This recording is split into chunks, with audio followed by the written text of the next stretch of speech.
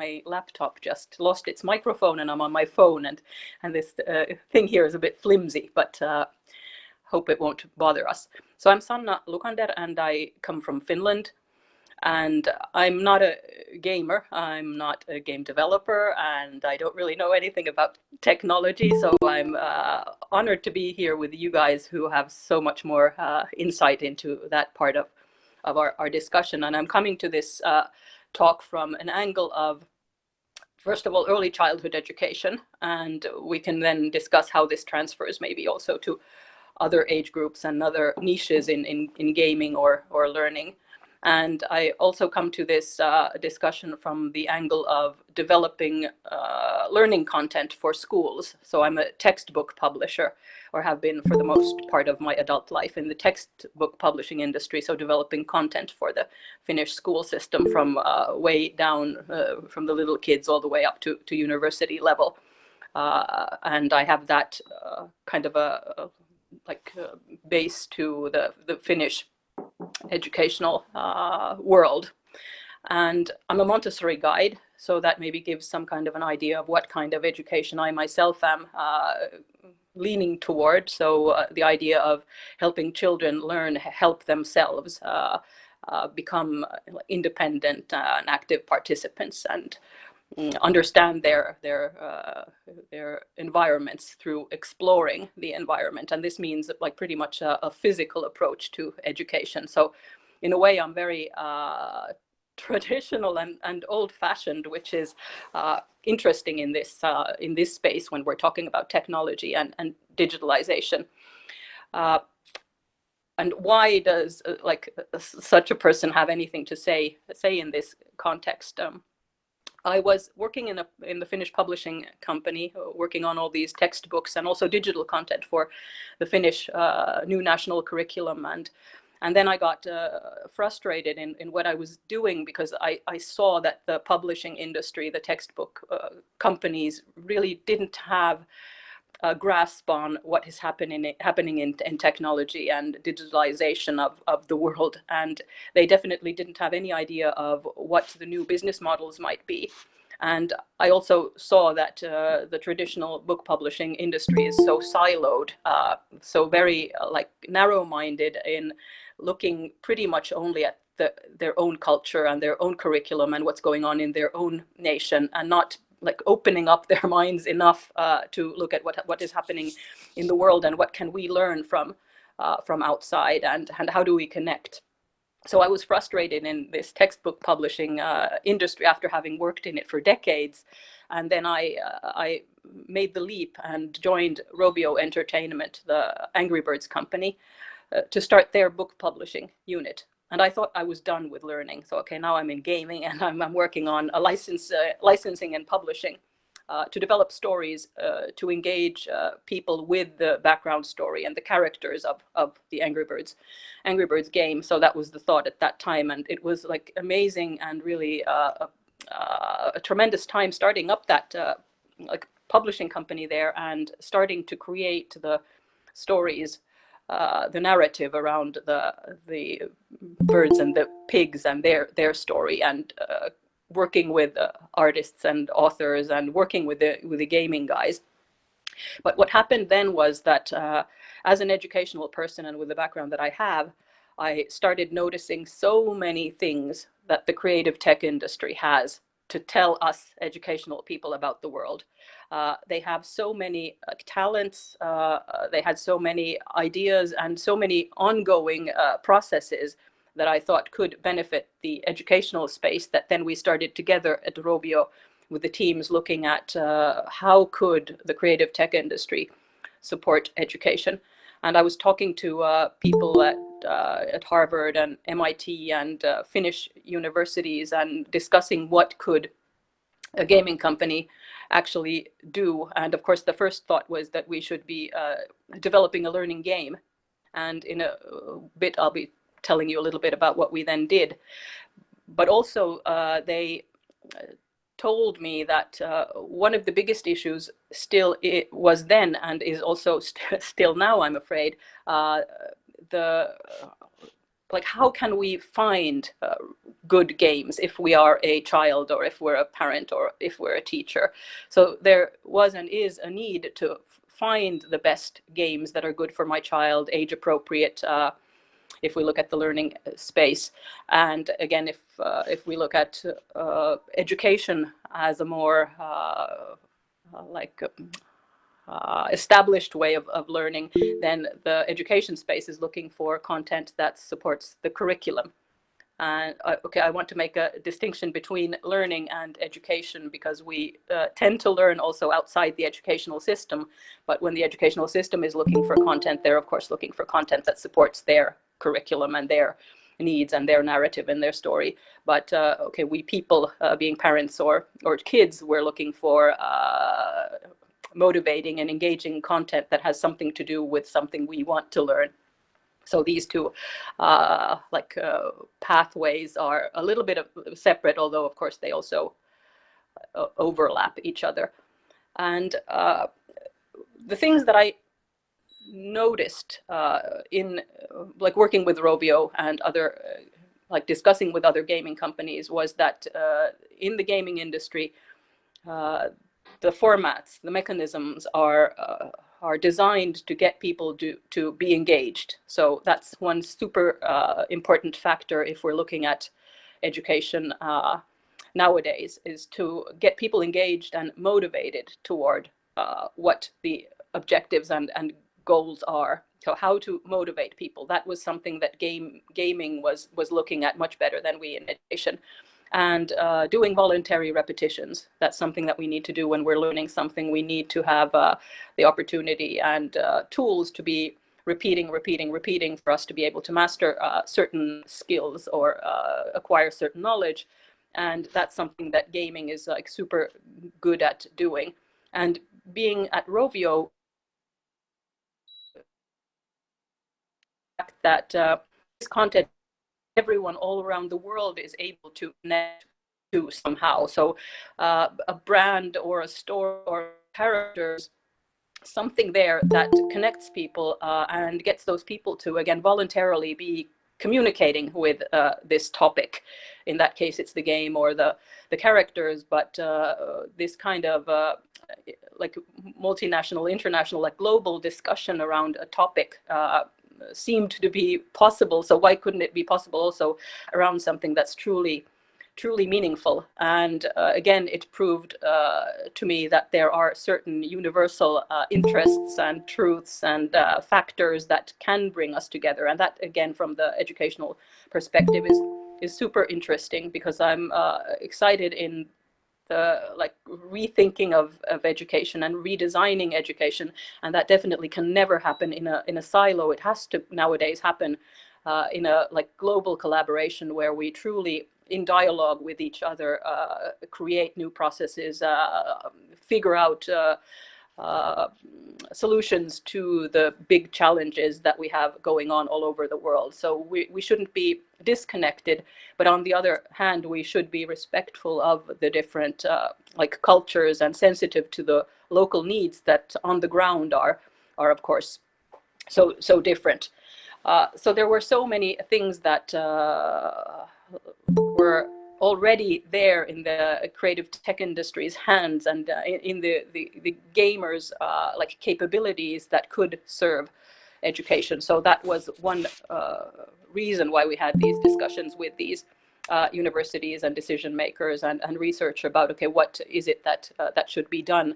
And then the long-term goal was set at figuring out ways to connect people and figuring out ways to help people identify high quality and good content. So that meant that we had to go into curation of content and evaluation and assessment of content that we found outside of the Angry Birds company. So the team was excited and looking at all around us and trying to find the best solutions that were out there. And then that led to many things. The first thing that we then started doing actually in learning and in games in Fun Academy was to figure out our own approach to education and to specifically learning. And we created our own fun learning approach, or worded our fun learning approach, stating 7 main principles that we believe should be true for fun in learning to happen.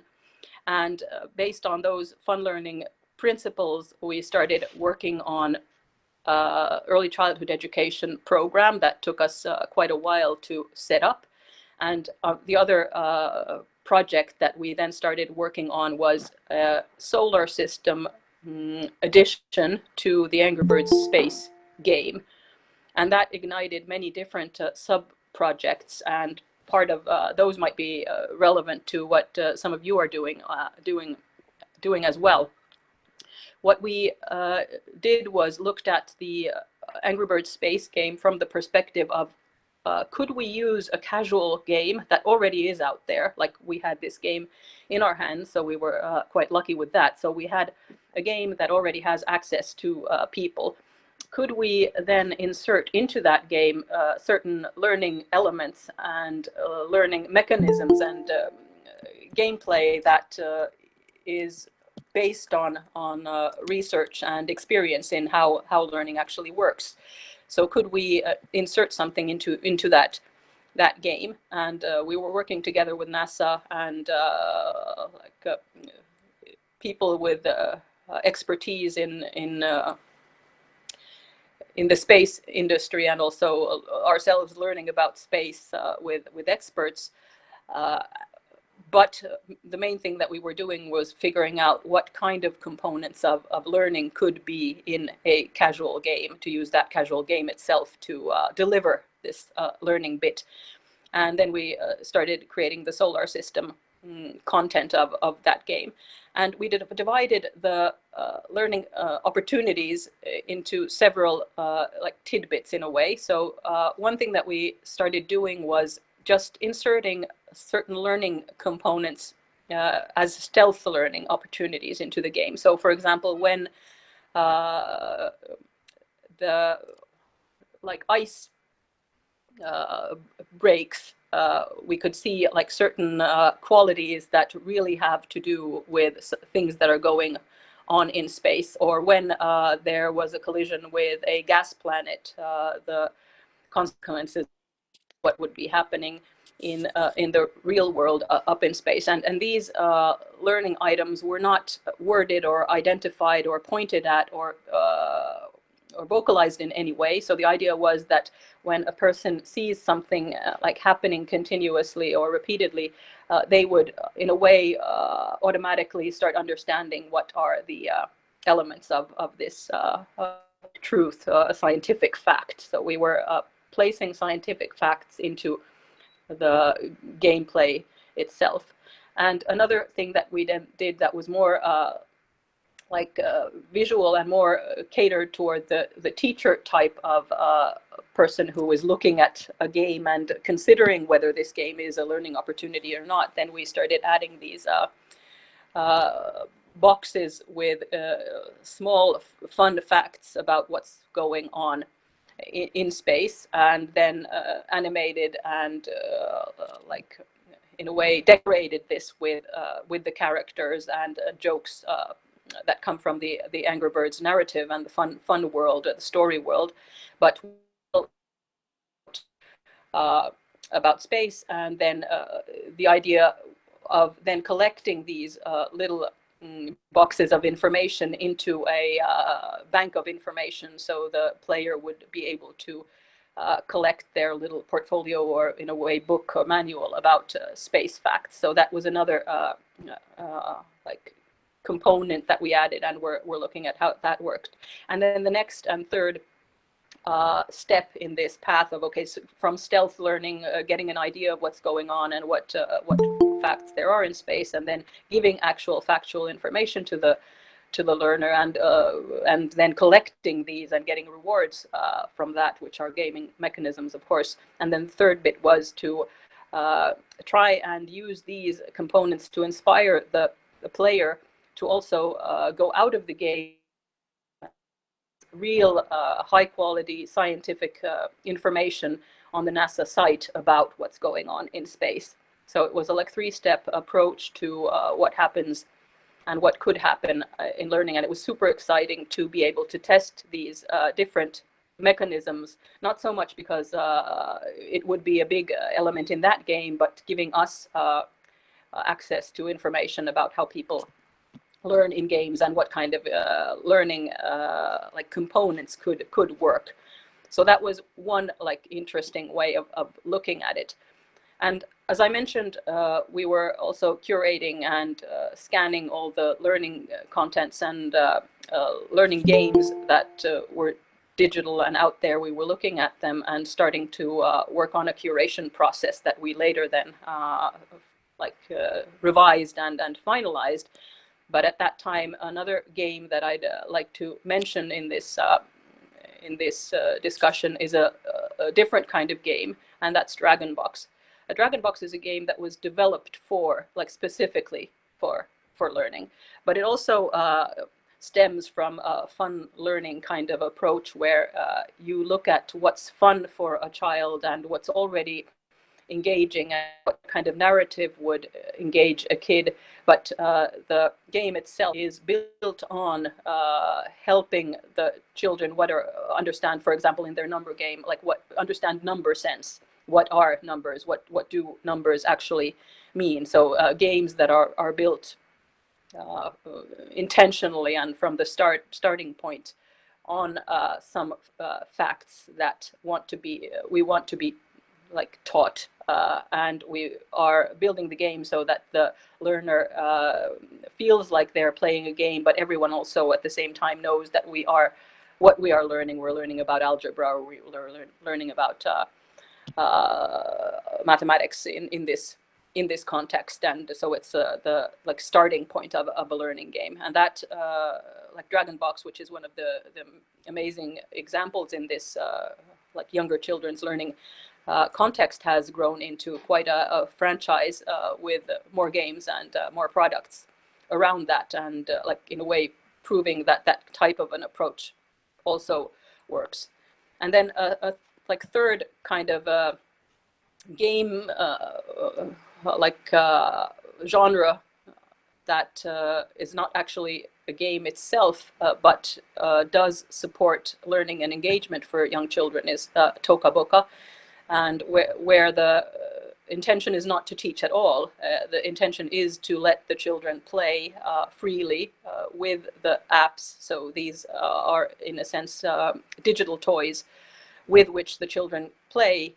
And again, that supports very well the Finnish and Nordic approach to learning and education, where free play, creativity, innovation, problem solving, these types of things are at the core of effective learning, especially when the idea is to engage children in lifelong learning. And Toka Boka, again, has never looked at their games as a learning game itself, but eventually, after years of working on these digital toys, people constantly ask them for learning content. So they also are stepping into the okay, let's answer to this need of learning, and taking steps into a more like school-like and learning way of developing these contents. So, and that again, the Toka Boka type of world is a totally different kind of approach to learning. So maybe what I'm trying to say here is that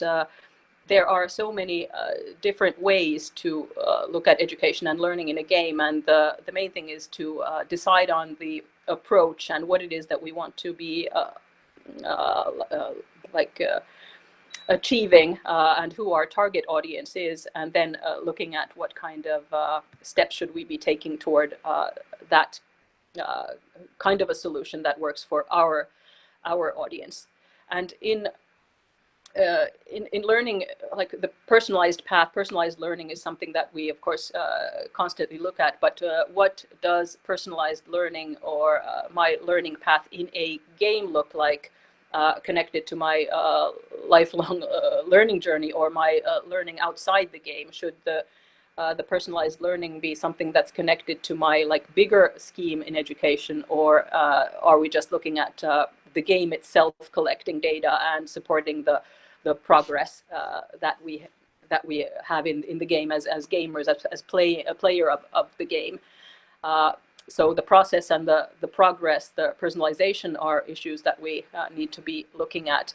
And then one thing that is also something that's interesting is the micro learning opportunity that games could give us. Again, maybe in the context of the game itself, if the game has a bigger theme, like for example space, we can be splitting the learnings into micro learning opportunities, and then letting the player progress step by step toward the bigger objectives. Or then again, in the education space, we can be maybe dissecting the real life curriculum into tidbits that then would be learned one by one, and then connected the progress to the curricular learning and the diplomas that we might be striving for while playing maybe a gamified game, if we can use the word gamification, which is a bit difficult because we understand it in so many different ways depending on our discussion on gamification.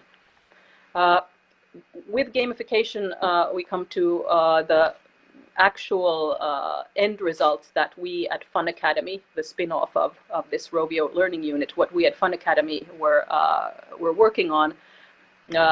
So what we tried to do is solve the problem of people not finding the right kind of content for their child, for their students, connecting to the curriculum, or like age appropriate, something that gives credible recommendations to someone making choices in games. So what we did was we started working on a universal platform, learning platform, to collect the world's best games. And then the idea was to have a skin of a gamified layer on top of these sub games that are games in their own right, but working on the platform with the idea that when a child accesses this fun learning universe, the child would be pulled into this world of fun learning opportunities, and then we would be recommending certain games based on the child's age, needs, and level of excellence. Unfortunately, we had we made some big technology mistakes in the development of this program, and we had to pivot away from that. But that somehow is still one of the ideas to find that we have and are hoping to find the right people to work with eventually, is to be able to create such a standardized world that is not a boring learning management system that is like an engineered product that gathers data and pushes content toward people, but it is an exciting place where people can be finding freely, independently, contents that talk to them, and through these contents get these people inspired to learn also other skills and address other kinds of challenges and find the scientific basis for these findings. So that's still one of the dreams that we have, but maybe not in this setup that we currently have. And the connection here is that gamification is super interesting, and of course it is quite ambitious to try and gamify something that is not gamifiable from by design. And in that case, the issue was that we had so many different kinds of contents that we were ambitiously putting into this universe that that the gamification layer didn't work with those as we had hoped it would. The interesting thing that we bumped into during that part of our process and path was that we were actively looking for HTML5 developed games, and with HTML5 there's a certain limit to what can be done, and then some of the game developers don't even want to naturally look that way because they want to be able to use the absolute newest opportunities and make the flashiest amazing game experiences. But then the problem and issue there was that then all of the players would need to have high-end phones, and our approach was to try and serve everyone with any kind of a a device in their hands, and not only the people who had the newest operating systems and newest phones. So there was a discrepancy already there in our case. And well, that has led to us as people being super interested in what are the game mechanics and gaming mechanisms, and what are the where should we and how should we be developing games so that those games would be accessible to all people and not only some. So that's one interesting component, because what we believe is that every single child, every single person should have access to the highest quality of content and information, knowledge and skills, especially if we're talking about learning and education.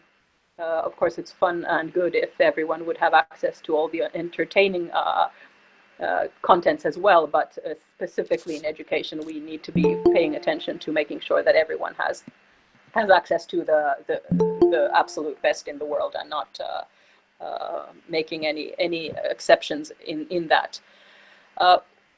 The curation process that we then started creating at Rovio and continued creating with the development team at Fun Academy looks at certain things in a game when those games are evaluated and assessed, and in our curation process. So the game mechanics, of course, is one thing. How do they work? And the fun factor is definitely one super important component for us. Again, because fun for us means that people are engaged and voluntarily in the game and wanting to continue. So in a way, addicted to not the game, but addicted to learning. So that's one component that they're looking at in the curation process. And production value of the product, so that it gives you the same kind of experience and feel-good factor as a casual game that's meant for entertaining purposes.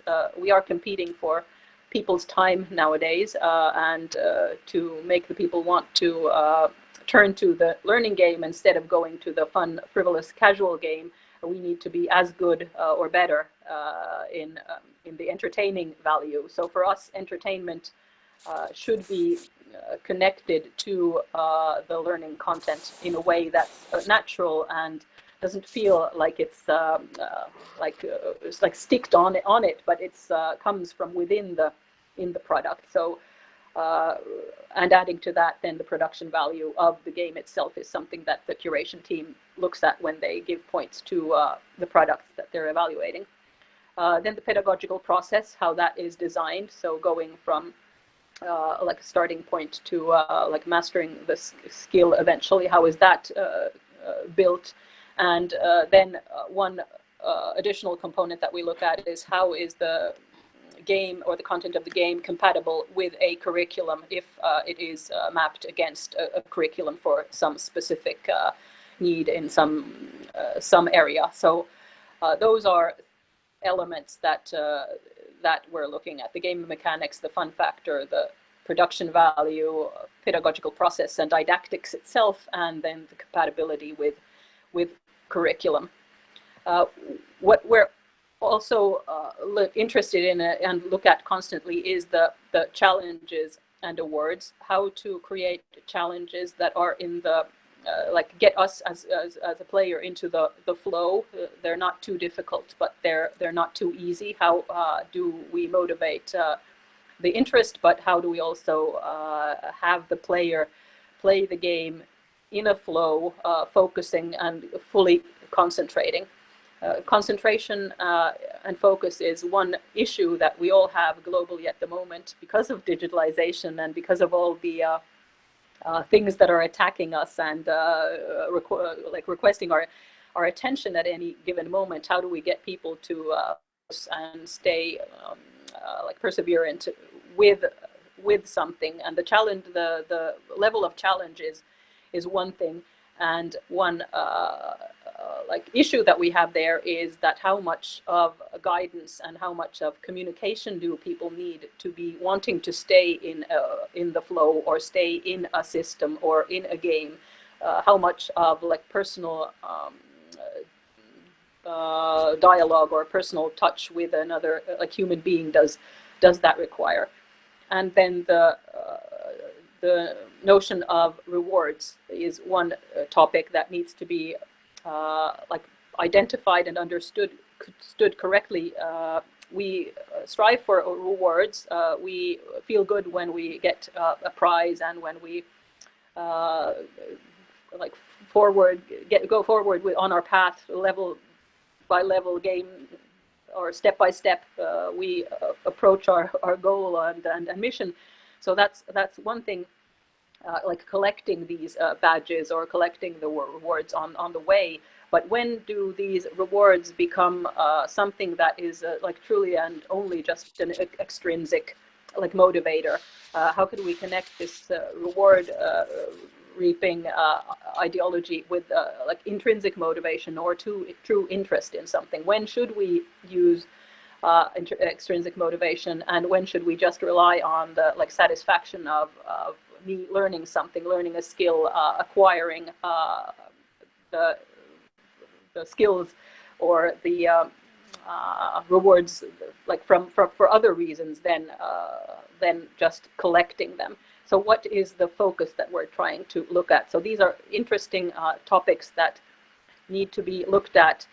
Specifically when we look at learning games. It's again much more free and you can do what you want in the casual gaming site. Okay, you want to do the things that are right for the game and to get people hooked to the game, but in our context we also have to be looking at how is this connected to learning itself, and are the things that we want these people to learn, are they something that are learning components that are happily used in this digital world, in this gaming context? Or then again, one challenge that we have is how do they connect and transfer to the real world?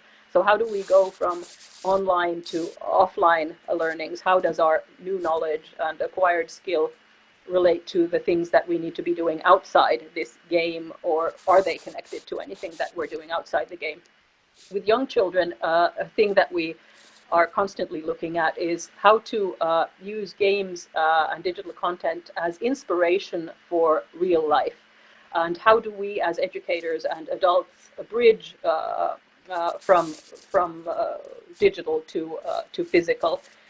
Of course, one reason to do that is the worry that people have of screen time of young children. Constantly get asked the question of what's a good amount of time for a child to spend with digital devices, or is it harmful for the child? And our answer is that we need to help the child do things in the physical world for the overall well-being of the child, to benefit from what we offer the kid. And that means that we need to be actively bridging what the children are seeing in and experiencing in games, and connecting that to the real world. And that's something that we at Fun Academy do in teacher training and in their parental discussions, is making sure that there is that bridge so the child doesn't end up in like a solely digital world. And also to make sure that we're observing the child when because there's of course also the risk that the child is just a target or a passive object. Someone's delivering something to the child, and the child is targeted with certain content. So our ideology is that we help the child access products and games that make the child an active participant. The child has a role, helping us educate the kids to understand that they are creating the world. What they do matters, and how they communicate with other people matters, and together they will be able to create a better world and develop things and become creative innovators and good collaborators. So we're trying to add the life skills into everything that we do and everything that we talk about. So this part of like screen time discussion is something that we look at when we want to talk about recommending maybe digital content to parents and children, like what is good for a child. And on the final note of this topic of screen time, we at Fun Academy are much more worried about parental screen time than children's screen time.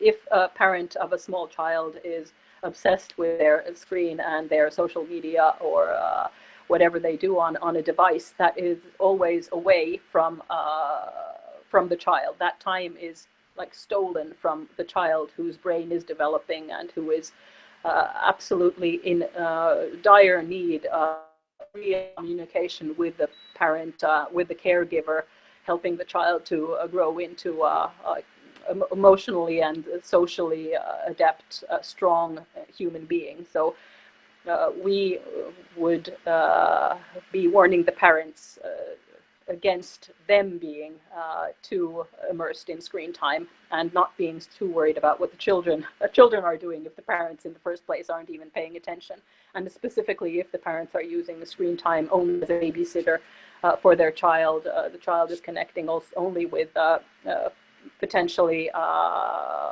one-sided information targeting the kid instead of the parent being excited and like about the child, loving the child, and showing care for the child. So that is one of the issues that we always have to tick off when we, from this perspective, discuss games. And that is also why we prefer promoting games and products that already have this built-in connection to the offline world. So helping people get excited about what's happening in the real world, helping people also understand how the digital world works and what kind of effects the digital world has to the real life, and how can we use the digital world and games to support people doing the right things in real communication with other human beings in this physical and digital world.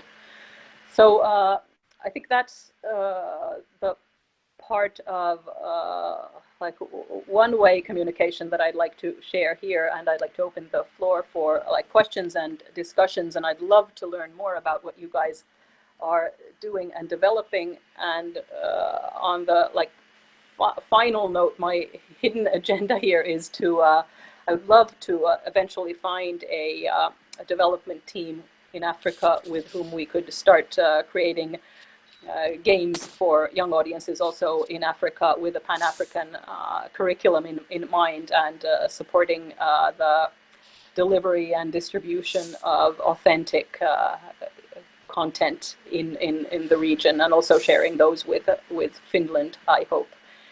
But that will be a hopeful next step one day. But thank you for your attention, and now I'd like to open the discussion to us all.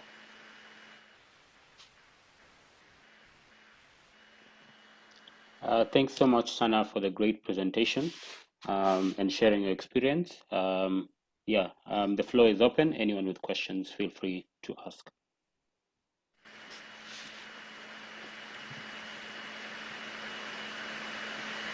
Any questions or ideas might also be like interesting to discuss. Like, what kind of ideas do you have in this learning space?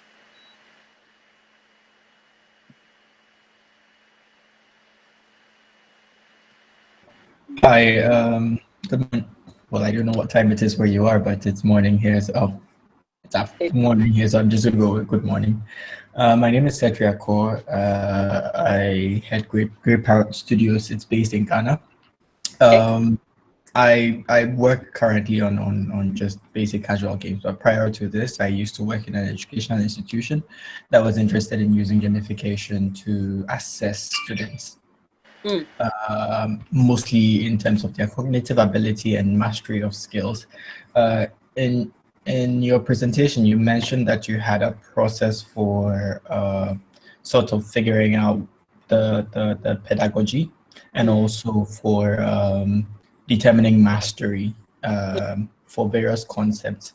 Did you have sort of a principle that you follow, some guiding principle of sorts that you follow in order to be able to assess students in a quantifiable way and translate that into some sort of numerical point system that can be reproduced consistently?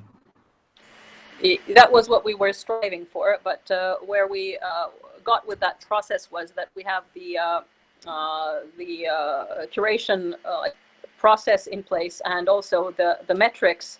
But in our case, the metrics were connected to like physical people evaluating at that point, because the product wasn't ready, physical experts in those topics evaluating the content and evaluating the progress, making sure that the content and the time spent with the content was relevant to this, like mastering the skills. So it was still at a manual phase, but the idea was that then this knowledge and these metrics would be put into the learning management system itself, so that it would start accumulating the data accordingly. And because we hadn't run it yet in the platform, we don't 100% with 100% certainty yet know how it works, but this like information or this process is ready to be implemented in a way into a learning management system.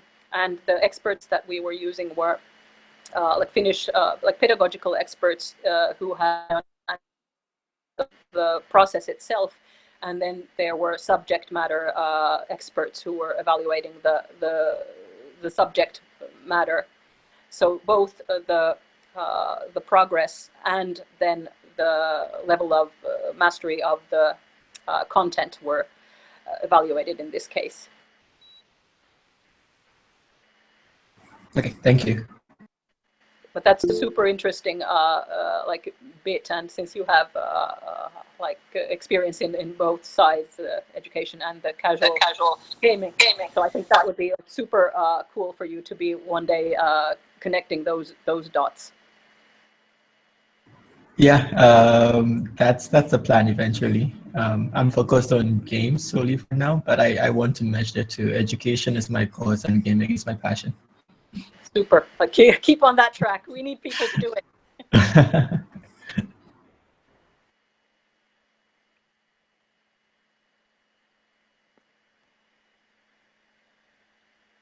Michael, you had a question?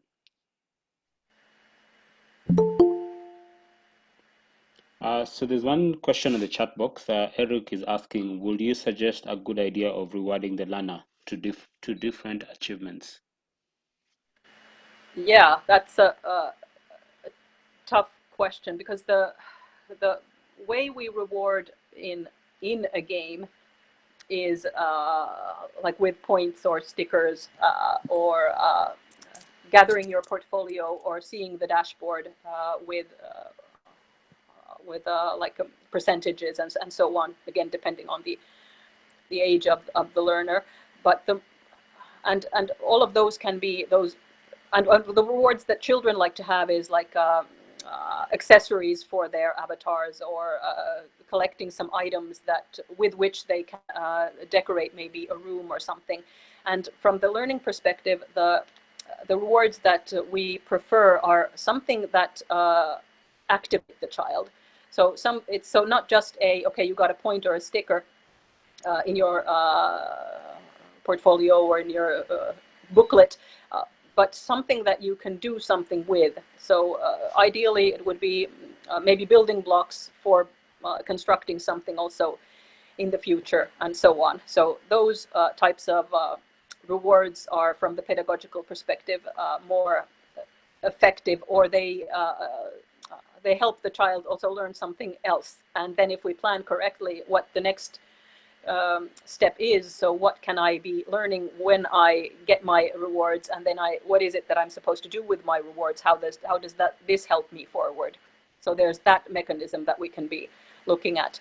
But again, with us and the way we work when we train teachers and when we just talk with parents, we talk about the rewards that you can give outside the game, and those rewards are like physical world rewards. So one like reward is that we as adults are interested in what you are motivated to do. So someone is worried that their child is playing this or that game, but when we take that child's interest and say that it looks like you're interested in this mathematics schemes, or you're interested in these monsters, then we reward the child with something outside the game itself, continuing on that topic that the child is excited about, and or like creating similar, for example, sequences. The child is seeing some sequences in a game, and then we show the child transfer that what the child is seeing in a game into the real world, and start building sequences or whatnot out of sticks and stones that the child can be finding in the environment, and showing the child how what we are doing now here is connected to what the child is doing in the game. So these are the most effective rewards that we see with young children, and then they're super inspired to go back because they see this like positive continuation of what they do in a game. And of course that's something that is like nice and good for us, because we are, through the parents and teachers who we train, we're connected through the adult to the child, and the game developer of course is not connected through a human being with the child. But what I would really want to do is, in any learning game context, try and bring some kind of a component that educates the parent or the teacher. It would be exactly the same if we're talking about some like physics challenges in high school.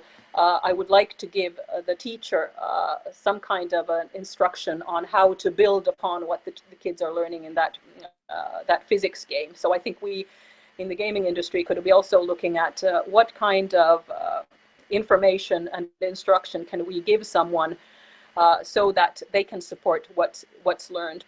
And then this reward or like sense of achievement isn't just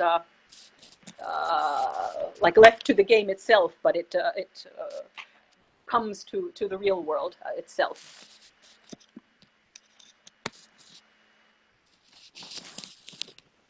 So many different ways, but I think we should be looking at like game by game what works, and again the age, content of the game, and then the age of the player make quite a difference in this. Yes, Edmund is asking, is there a game you know of out there that comes close to what is required?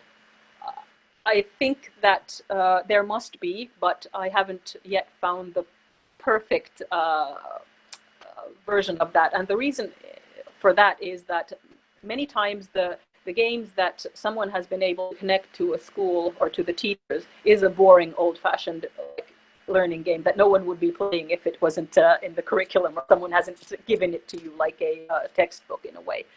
So there are not so many games out there that have been well connected to the family, but again, the Dragon Box game that I mentioned is already growing into that type of a franchise, and then there are some of those like educational games that are as a game a little bit boring, but they also have these extensions to what happens outside the game. And then there are like examples of this, like what again, Angry Birds games are probably casual games, but then when we started at that time in 2011 developing books to bring like help children learn not from the game, but in a way with the game. So that's also one opportunity of doing it. So you have something casual, you could have like whatever, you could have like this, you have a pen, and then you start teaching the child like something around the color blue, or the format of this. So you can turn anything into a learning opportunity when you attach something to it. So that's again one way of starting with a casual game and then attaching something educational to it, and then slowly start learning how to make these connections. But what I would say to Edmund's question is that there isn't a perfect solution yet, which means that there's still a room for us to create like a beautiful a small pilot of what it is that we're trying to explain here. So let's keep working. Grace is asking, what are the common categorization of ages of players? What age groups are most and least popular for game and educational companies? This is like parents buy educational content, like globally. Parents buy educational content for children in the preschool section, and then if we look at Asia, they like to buy educational content for children in the like primary levels of school. In Finland, no one would buy anything educational for their kid at the compulsory school level because we trust our educational system so strongly.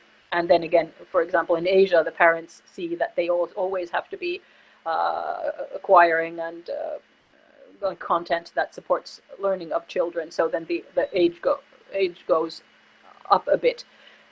So I think the sweet spot would be in the world, if we're looking at it globally, it would be for 5 to 7 with the sweet spot for 5-year-olds.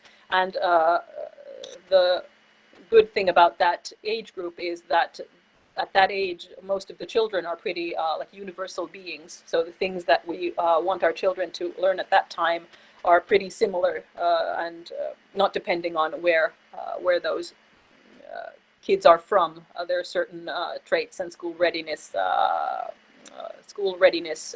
skills that we wish every child to achieve. So maybe that age group would be the most like intensely populated area.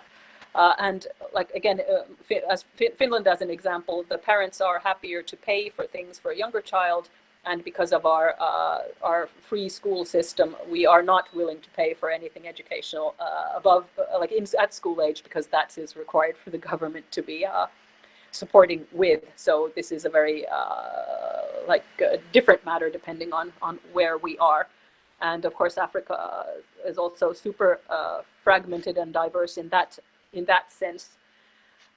So we should be looking at what is the sweet spot there. But so far, the discussions that we've had with our friends in several African countries is that it looks like just before school age would be, or it sounds like, I'm not certain about this yet, but just before the kids go to school would be a time that people would be interested in the school readiness, like factors of learning games. But again, if I would be working on games for younger kids, like casual games, why not add learning components to those too? And then again, looking at logistics of educational content in Africa, we should be looking at how could we use technology to deliver content at any age to the people, instead of having to turn to physical product logistics that is far more laborious and expensive once we get the connectivity working all around like Africa. But that's something we should be constantly pushing in any conversation that we have. We have to get connectivity to cover Africa, and we have to be able to deliver content to every single child, whatever age, throughout the continent. Okay, I have a question. Yes, please. Okay, so you did make mention of partnerships, and there's something I'd like to speak about on that. Aside partnering with game developers, are you also open to partner with entrepreneurs? For instance, I'm in connections right now with some entrepreneurs that would love to gamify a process, but they don't have those skills of a game developer, and they are more of into business and UI UX research, so they can bring the information to create a game, a gamified process of what they are working on, which is in the line of health education. So are you also open to that? On what terms does that work, and how do they contact you if so? Yeah, absolutely. We are interested in different kinds of partnerships, and we don't really care what the model is. We'll figure it out. And then if it looks like we don't have the expertise that is needed, we certainly can help find the relevant experts, whoever they might be in this, in the Nordic region as well. One thing that we also are actively wanting to do is be active partners of the Ambitious Africa program. Connections other people as well. So yes, Fun Academy is interested in looking if we could be a partner, but if we aren't the right partner, we're willing to help to find the relevant partner for that type of a program. Okay, reach across to you, basically. Super.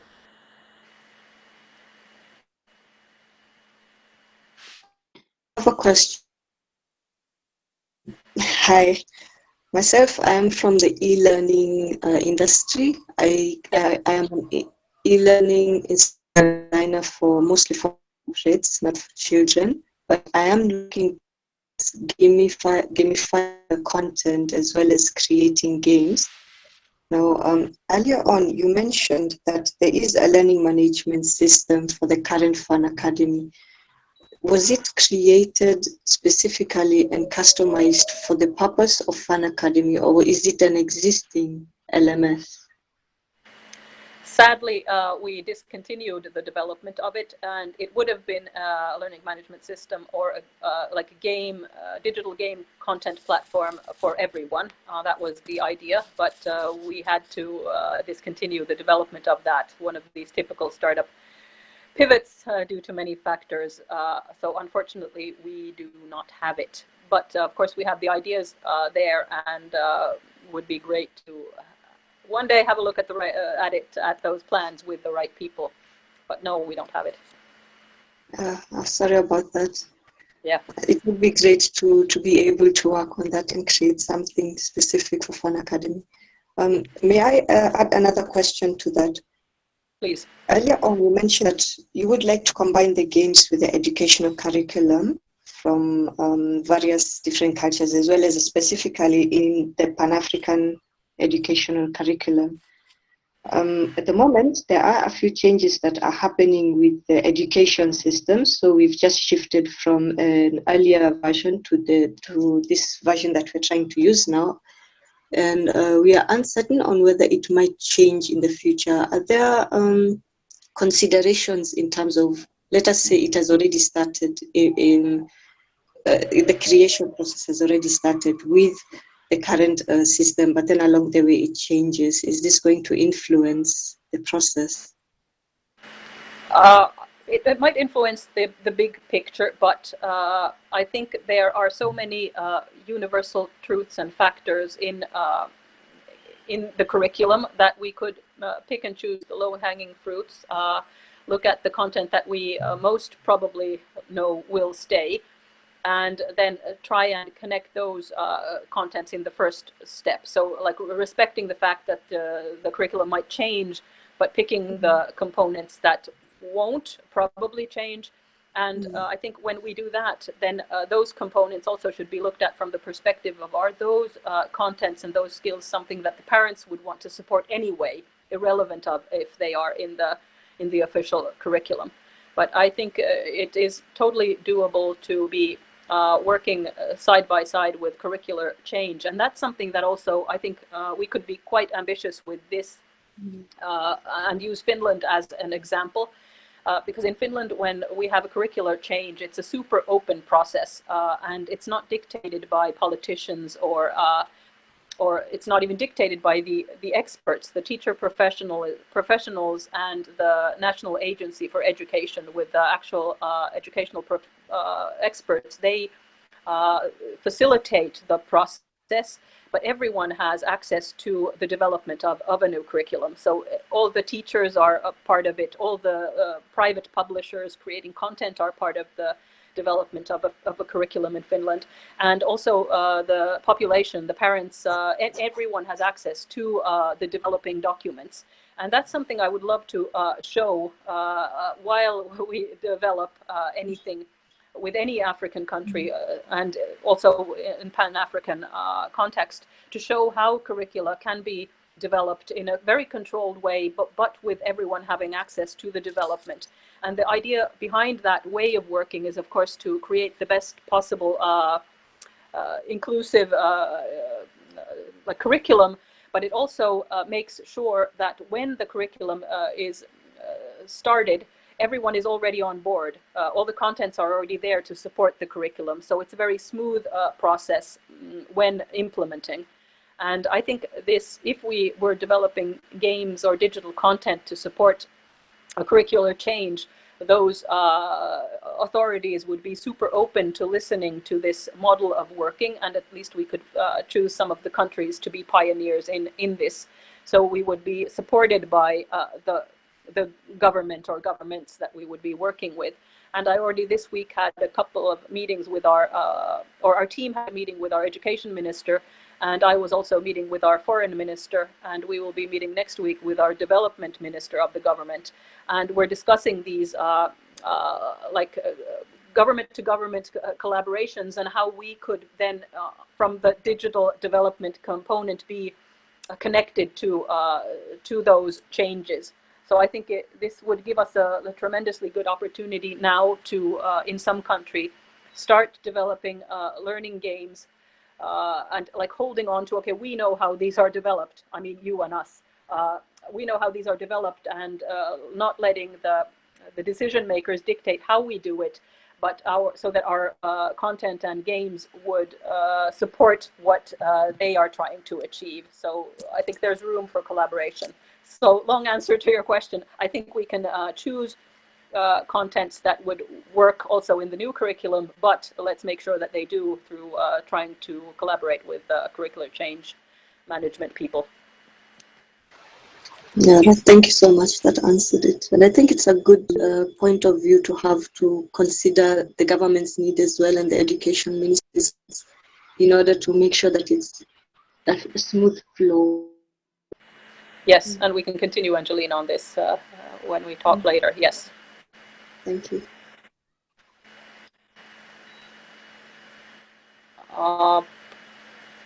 What is the uptake of board games and physical games? Oh, yes, wonderful. So I like board games and physical games. That's the starting point, and I think some of the best digital game developers, for example, at Supercell in Finland, are also board game developers.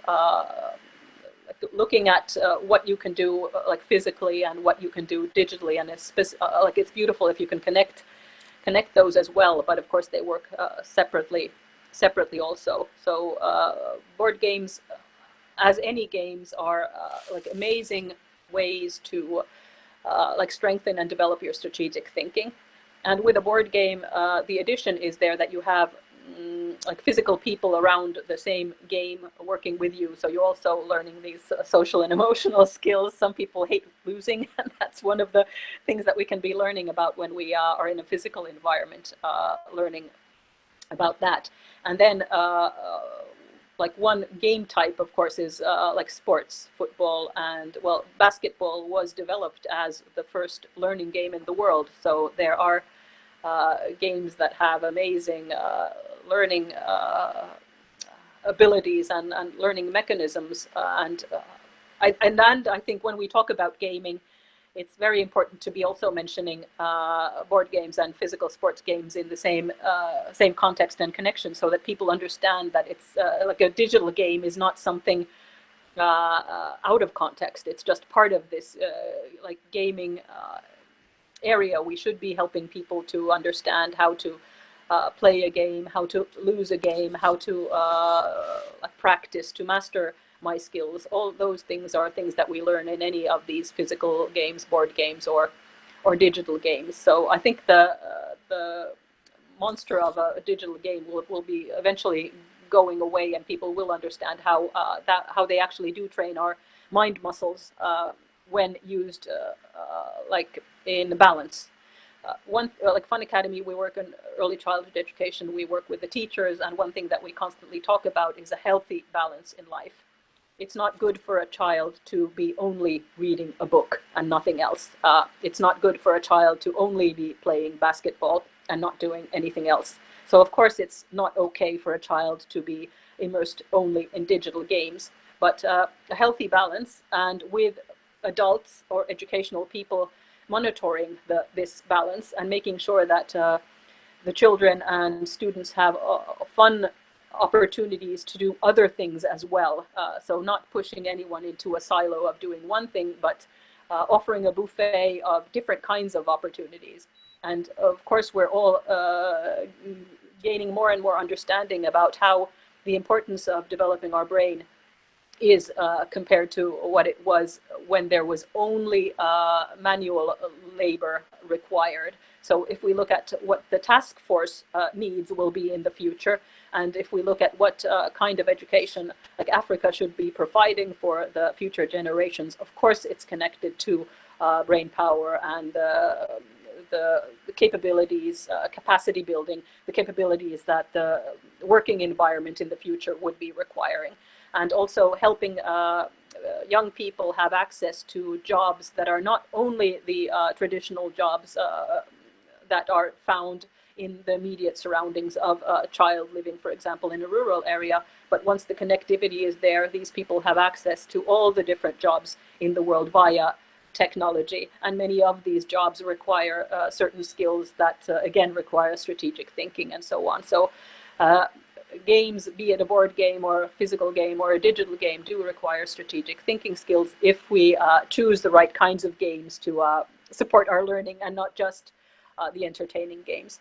And again, I'm not against entertaining games. A board game just for fun is totally fine. Playing a ball game just for fun, totally fine. And it's absolutely just as fine to watch a movie or play a fun game just because I want to entertain myself. But again, the healthy balance is one of the key components in this discussion.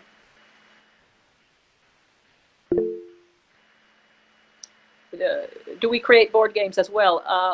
At Fun Academy, no, but when I was working with a publishing company, we actually did. So that is something that I've been super interested in my previous life, and would be super interested in continuing that discussion as well. And one thing that I'm interested in is, like, in these international collaboration situations, I'd love to find things in Africa that we could also bring to Finland. So if there was a way to like create board games with some kind of cultural background in Africa, then why not bring those to the Nordics and so on. And again, we could share our national board games, or share insights of some of our board game developers who also work in the digital gaming industry, and see what we could create together. And because of course my educational background, I'm super interested in those that have these qualities that also educate us in some way. So at the moment we don't, but we're immediately interested in that part of collaboration as well.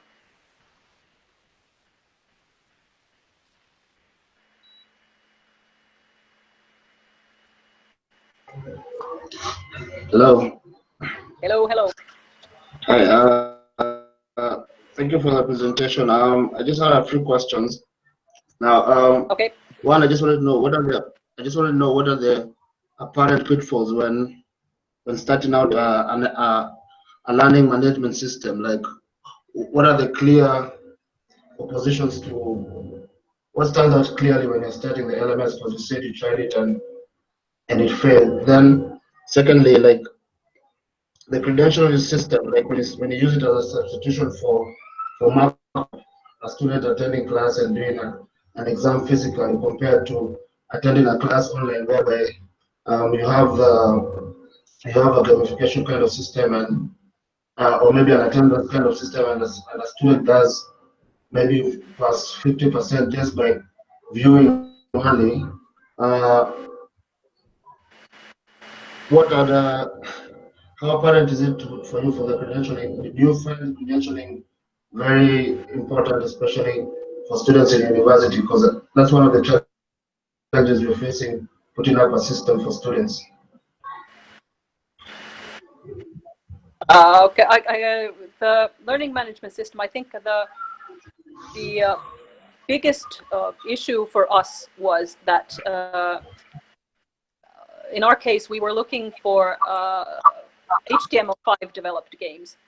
And when we started creating the system itself, we knew that there didn't exist enough of high quality HTML5 developed games, but we thought that there would be more by the time that the system would be up. And that was a mistake on our side. There were not enough of those HTML5 developed. games in the world at the time when we would have been inserting those into the system. So that was one of our like main challenges, a mistake in technology choice. And we made that choice because we wanted to make sure that all devices could deliver these contents. So it was for a good reason, but the mistake was made anyway. And then some of the challenges with creating that like system in our case, because we were wanting to use third-party content. So we were looking for content that is made by different developers, and then unifying the experience in a learning management system. So how to create a system where it is obvious to the learner or the parent or the teacher on like what is the connection of this game to their own curriculum. So the connection to the real world was one of the challenges. And before we got like further in like tackling those issues, we made a very grave mistake in developing our gamified part of the platform. So we had the learning management system, the actual platform, and then we were putting a gamified layer on it to connect the games and the experience, like a space-related theme through which kids would be then finding these third-party learning contents that game developers would be adding to our system. And the huge mistake we made with this gamified layer was that we developed that with Unity. And of course that then we didn't get it to work with the platform. So then we had a game that was supposed to be a skin, like a user interface for a platform. And then we had the platform, and then they didn't work together. So a ridiculous mistake that we managed to create there. Like, I don't know if, like maybe one of the main things in this type of an ambitious, like super complex learning management system development would be that the core team has to be like super united, like very, very much constantly on top of what they're doing. Again, once you do a small amounts of content management, and then get that. We were too ambitious and trying to go, and that was one of the things warning. Fail fast advice would make sense also in this LMS type of situation. And of course, we can discuss more in more detail at a later time as well. All right, thank you. Yeah, like any kind of support we can give in helping people avoid the same mistakes that we have made is valuable. So let us help you avoid mistakes that we have made.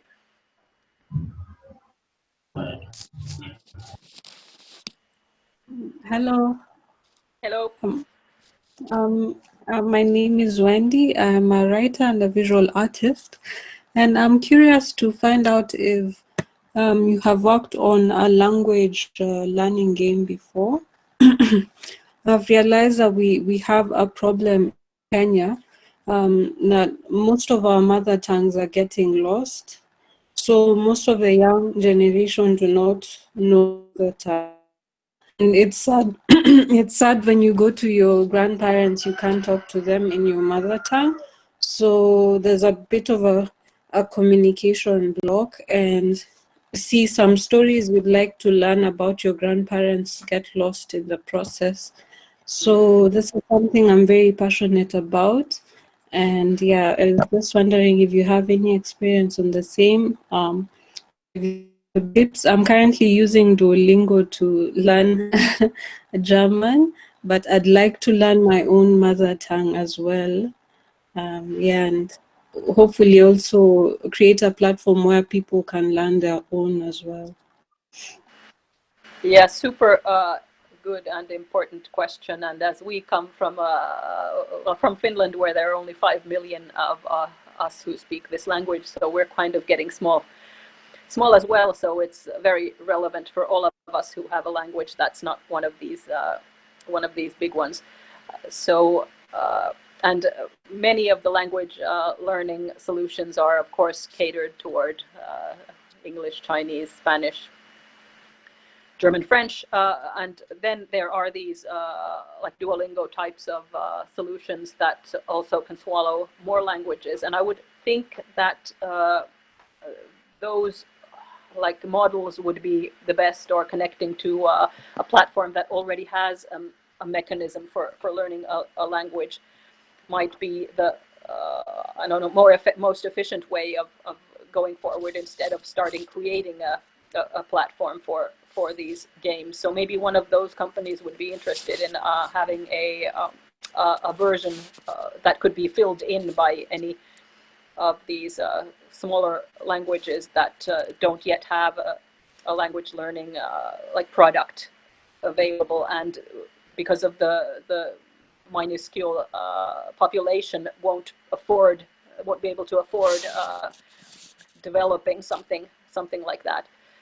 Then, like, when I think about it from the perspective of just a person, and not any like learning management like thinking, what I see is that constant communication in the language is important for a child. So for a kid to learn a language, the natural communication is far better than like learning through a system, because then it has the emotional context and the understanding of where I need it and why I need it. So it's like immediate. I need to understand what my grandmother is saying, or I want to say this to my grandfather, and I need these words, and I'm motivated through communication to look at how do we connect constantly. How do we constantly connect these languages of our grandparents to the everyday life of the child? Could we do it in a way where the grandparent themselves is educating the child through giving like a certain sizable vocabulary as themselves? Could we use some kind of a social media platform, or develop a little program through some kind of social media platform where the grandparent themselves is motivating the child and teaching the child? But of course that would need to have some kind of a structure, because they're not teachers. We should have some kind of a guidebook on how to communicate with the child, so that the child will be learning my language. Because I think when the seed is planted, then the interest of the child is growing, and the child has a warm relation to that language. Then it will be easier to find ways to actually like study it. But we have to get the motivation going somehow, and that would be interesting to look at. We could look at one.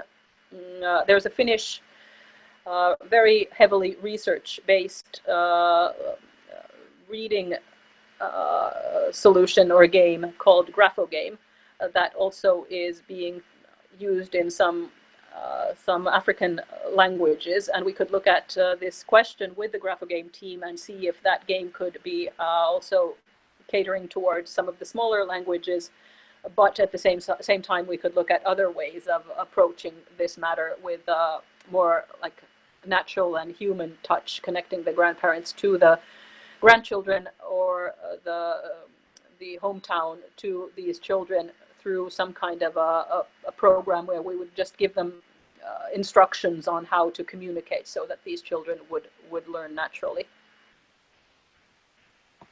Okay, thank you. I like the aspect of also connecting the physical, like grandparents with the children, instead of just it being a device teaching you the language.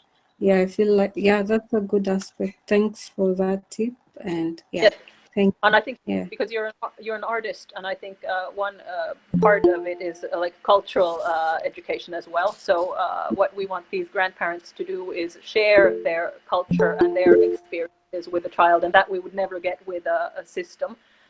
So trying to incorporate the cultural learning part. And again, this would require the instruction. But again, you as an artist, I think you could be very key in developing what would this look like. And then we could look at like finding some learning experts, writing this instruction book or whatever the format would be. And then you doing the visualization of it with your own like passion and will to forward this project. Okay. Thank you. Thank you. Then Andrew's question, what insights would you have concerning the more technically challenging or abstract higher level subjects as learning game solutions?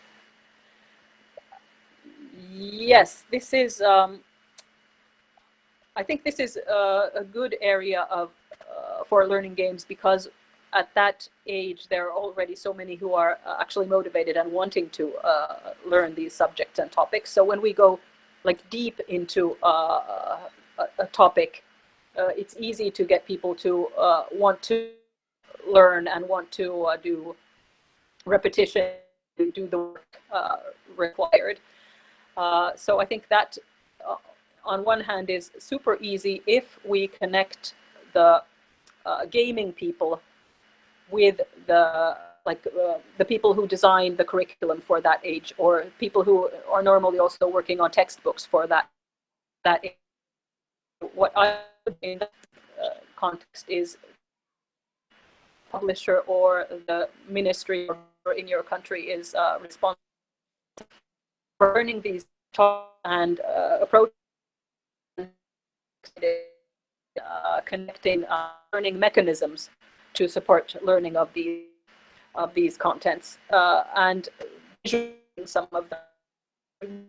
I think it's super easy, and in this case the challenge would be how do we develop a math learning game, a mathematics learning solution that also helps those with difficulties in math to see the beauty of mathematics. And I would try and look at that with people who are capable of visualizing mathematics, for example, to make sure that this solution have example mathematics show what like in a way the math behind something concrete, or the Pythagoras clause, for example, is you can see it as a beautiful visualization, and then you understand what those equations actually mean. So going deep into that, easy, connect with the publisher, connect with the decision maker, curricular content developers, start working on how to gamify it. Everyone would be super excited for you to do that. But let's try and help also those to get on board who have difficulties in math, and look at different ways to help them on board as well.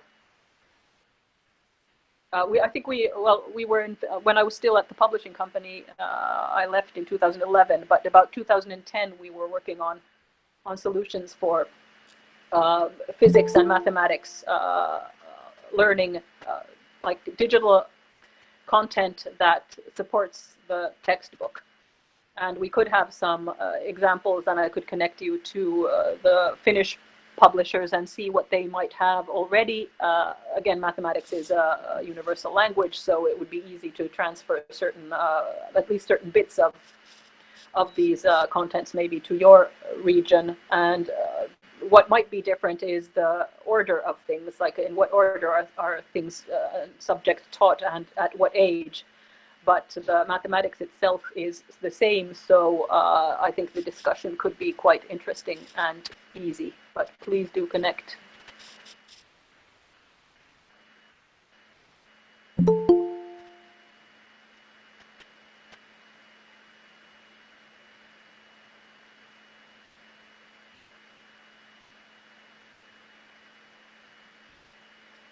Any other questions?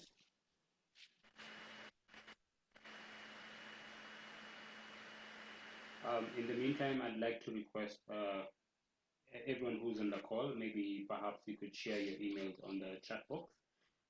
And then as Sana makes available any of these resources, I'll definitely pass them on to you all. Yeah, that's good. And then, yeah, Douglas can then be the middleman here for a while, so that we can also see together which topics we continue discussing, so that we would be then all benefiting from those different discussions. Let's try and make this a sharing opportunity. So if something starts, so everyone would be knowing which projects would be ongoing, and then we can all try and support those different projects that will be ongoing. Because one thing that we know is also that we need to find the right kinds of resources. We need to find the right kinds of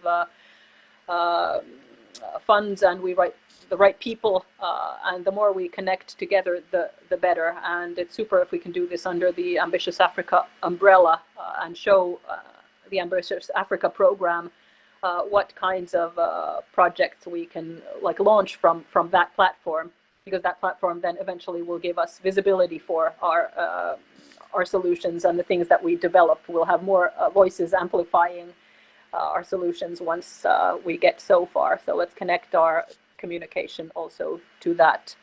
Douglas will be key in this part of the program. I believe with that we come to a close of today's session. Thanks again, Sana, for taking your time to share your experience and also knowledge with the community. I believe it's been of great benefit to the community and members who are on here. This will also be made available as a public video, at least for the larger community who weren't available to attend. Yeah, and as the project comes alive, we definitely look forward to getting more members. So thanks again to everyone as well who attended. Yeah, I'd like to wish you all a great weekend. Have a wonderful weekend, everyone. Thank you for joining. Thanks. Bye. Bye-bye.